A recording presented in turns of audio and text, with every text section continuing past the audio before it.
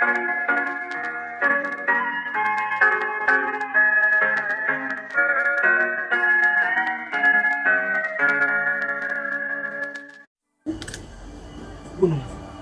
keagungan alam yang menghiasi bumi ini dan tempat tinggal dari banyak flora dan fauna. Orang bilang gunung menyimpan banyak cerita yang bermakna, baik cerita tentang alam maupun cerita tentang masyarakat yang tinggal di sekitar gunung.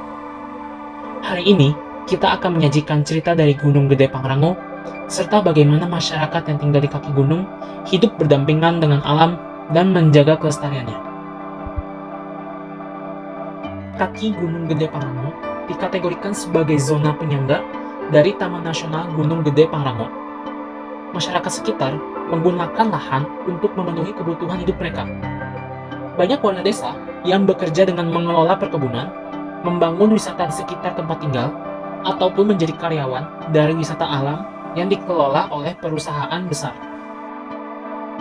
Pak Ibrahim, seorang purnabakti polisi hutan Taman Nasional Gunung Gede Pangrango yang telah berjasa menjaga kawasan konservasi dari tangan-tangan yang tidak bertanggung jawab. Pak Ibrahim kini menghabiskan waktu dengan bercocok tanam di lahan dekat dengan rumah beliau tinggal. Pagi itu, kami berkesempatan untuk melihat langsung kebun yang beliau urus. Letak kebun Pak Ibrahim hanya beberapa langkah dari kediaman beliau. Kami memasuki perkebunan melalui pintu kecil dan segera disapa oleh hamparan sayur mayur yang tumbuh, mulai dari wortel, labu, daun bawang, dan beberapa tanaman cabai. Yang kami kira kebun tersebut kecil, nyatanya di balik pohon palem masih ada tanah yang membentang hingga belakang. Dengan tanah digarap seperti terasering, dan adanya beberapa struktur penyangga dari bambu sebagai tempat tanaman labu tumbuh. Di belakang kebun tersebut, terdapat gubuk kecil di mana Pak Ibrahim menyimpan kebutuhan untuk kebun yang beliau rawat. Kebetulan saya tuh orang tua juga petani gitu ya. Cuman kalau lagi lagi kerja itu nggak sempat saya bertani secara ini gitu ya. Hanya udah saya pernah bakti ya, daripada diam di rumah nggak enak gitu ya, nggak ada kegiatan ya, saya coba nanam-nanam. Pada pengamatan kali ini, Pak Ibrahim mengaku kalau sekarang ini hasil panen di kebunnya hanya sedikit yang tumbuh dan ukurannya jauh lebih kecil dari kondisi optimal. Beberapa dapat dikatakan layu dan mati. Menurut Pak Ibrahim sendiri, perubahan musim yang ekstrim membuat keringnya waduk di atas sehingga mengurangi pasokan air yang turun. Musim hujan yang baru saja mulai juga membuat tanah kebun menjadi terlalu basah dan mengundang hama seperti breng yang mengganggu tanamannya. Pak Ibrahim menambahkan, hasil panen dari kondisi yang seperti ini tidak cukup untuk dijual. Biasanya, dibutuhkan hingga 2 ton untuk hasil panen agar bisa dijual. Kini, beliau memanfaatkan hasil panen yang ada untuk kebutuhan rumah tangga sendiri atau juga dibagikan dengan tetangga sekitarnya. Salah satunya adalah Pak Isep, pemilik Bumi Bagja yang berada tepat di sebelah rumah Pak Ibrahim. Keduanya melakukan kerjasama untuk memenuhi kebutuhan satu sama lain dari Pak Isep membuka Bumi Bagja. Kali ini kayaknya saya gagal panen selama bertani. Biasanya walaupun kemarau panjang gitu ya, nggak seperti fatal seperti sekarang ini. Mungkin itunya derajatnya mungkin lebih tinggi. Bukan gini. Harusnya pertumbuhannya lebih bagus.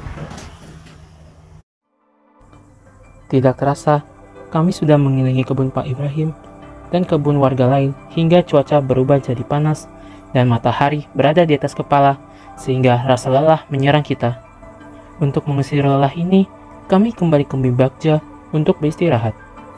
Sembari beristirahat, kami melewati waktu dengan mendengarkan suara alam seperti tonggaret yang saling bersahutan, diiringi dengan suara sungai dan angin yang membawa pohon berdansa, dan rasakan peluk sekian datang menghantarkan kita menuju alam mimpi hingga malam hari tiba, di mana kami menunggu makan malam sambil memperhatikan Pak Isep dan karyawannya yang sedang menyiapkan makan malam ala Bumi Bagja. Setelah makan, kami berkesempatan untuk mengobrol dengan Pak Isep selaku pendiri Bumi Bagja. Pak Isep bercerita bahwa awalnya ia bekerja di lapangan yang bersinggungan langsung dengan alam. Berangkat dari kecintaannya terhadap alam, beliau memutuskan untuk mendirikan Bumi Bagja. Melalui kegiatan yang mengelola Bumi Bagja, Pak Isep dan karyawannya memanfaatkan hasil alam sambil menjaga lingkungan alam agar tetap lestari dan membiarkan ekosistem hutan tetap asri agar flora dan fauna dapat terus hidup berdampingan. Penggunaan hasil alam tersebut terpancarkan dari makanannya, terutama sayuran yang berasal dari alam dan berasal dari kebun warga langsung, membuat makanan tersebut sangat segar. Selain menggunakan alam dan merawatnya, Pak Isep juga mengutamakan kekeluargaan dan kepercayaan antar warga desa. Salah satunya adalah kerjasama yang dilakukan oleh Pak Isep dengan Pak Ibrahim dalam mendapatkan bahan makanan dari petani sekitar. Pak Isep memberikan saran kepada para petani sekitar untuk menggunakan pupuk organik sepenuhnya agar tidak terjadi kerusakan lingkungan. Pak Isep juga memaparkan ahli fungsi lahan untuk penanaman hasil pangan secara monokultur juga berkontribusi dalam kerusakan lingkungan, terutama kesehatan tanah sendiri, dan tidak menjamin ketahanan pangan. Sehingga perlu digalakkan pertanian polikultur yang cenderung lebih baik dalam menjaga kesehatan tanah dan biodiversitas. Kerjasama yang dilakukan oleh mereka termasuk skala kecil, namun memberikan benefit yang besar untuk kedua pihak. Kiranya, dengan kerjasama skala kecil antar warga desa menjadi inspirasi untuk warga lain untuk melakukan hal serupa. Rasa kekeluargaan tersebut juga diimplementasikan oleh Pak Isep dan karyawannya untuk memberikan rasa nyaman kepada para pengunjung.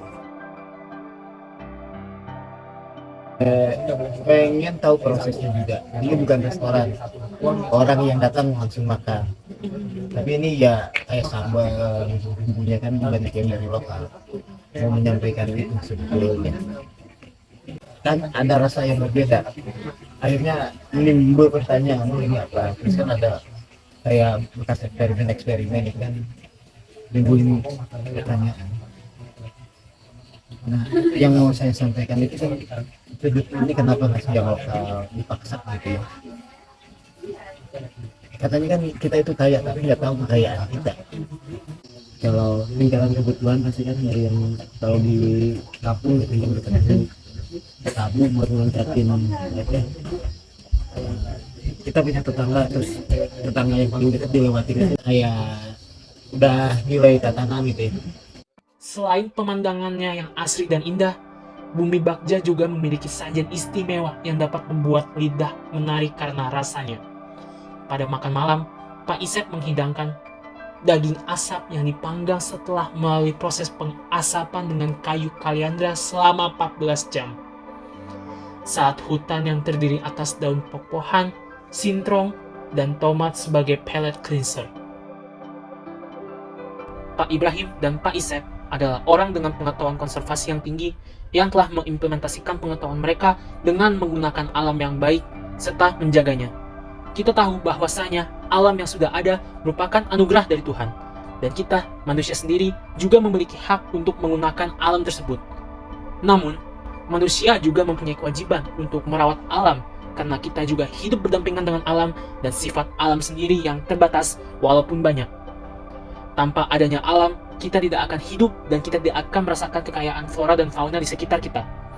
Manusia perlu bekerja sama dengan satu sama lain untuk menjaga alam sebagai ungkapan terima kasih atas apa yang sudah diberikan oleh Tuhan. Dengan menjaga alam, alam juga akan menunjukkan terima kasihnya dengan memberikan kita makanan untuk hidup.